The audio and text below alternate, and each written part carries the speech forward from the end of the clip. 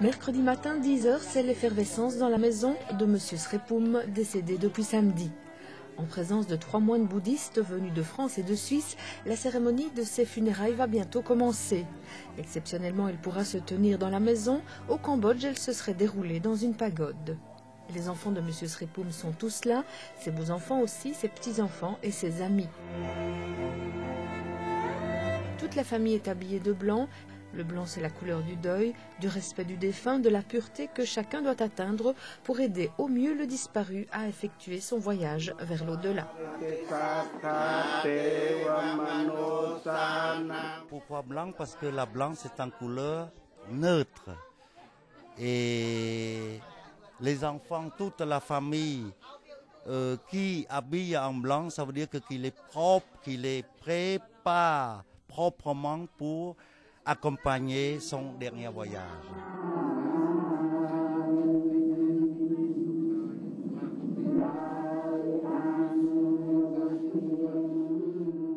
Dans toutes les religions, les rites funéraires possèdent la même finalité, celle d'accompagner le défunt le mieux possible vers sa nouvelle demeure. Souvent, ils sont aussi un moyen pour ses proches de se rassurer face à leur propre mort.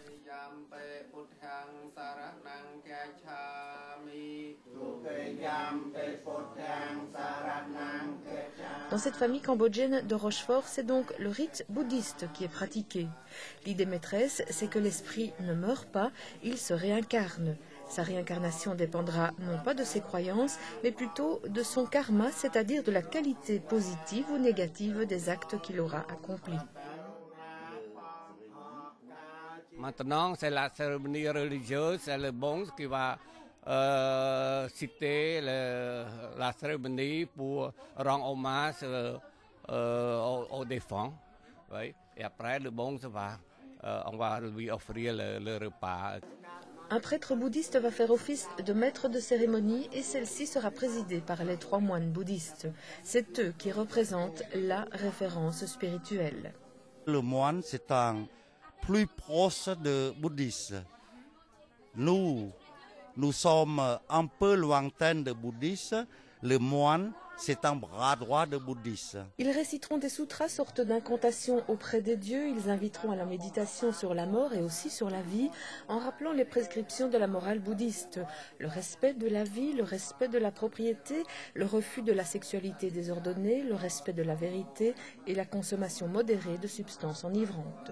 Le repas commence par les moines, personne ne bouge pendant qu'ils mangent, puisqu'ils sont censés manger pour et à la place du disparu, afin qu'il ne manque de rien sur son chemin.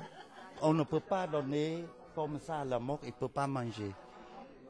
Il faut donner manger par la moine, parce que les moines sont des gens, si vous voulez, des gens très très sérieux.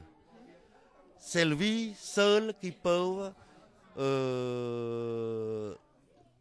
envoyer le repas pour les morts. Afin que le défunt soit bien considéré quand il arrivera dans sa nouvelle demeure, il faut qu'il ne manque de rien. Il sera alors bien accueilli. C'est pour cette raison que les moines se voient remettre des paniers remplis d'effets de première nécessité à remettre aux morts.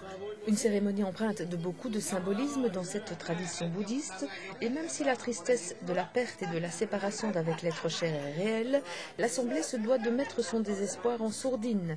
L'esprit du mort serait tourmenté et ne quitterait pas son corps et ce monde tant que la sérénité n'est pas revenue dans la famille.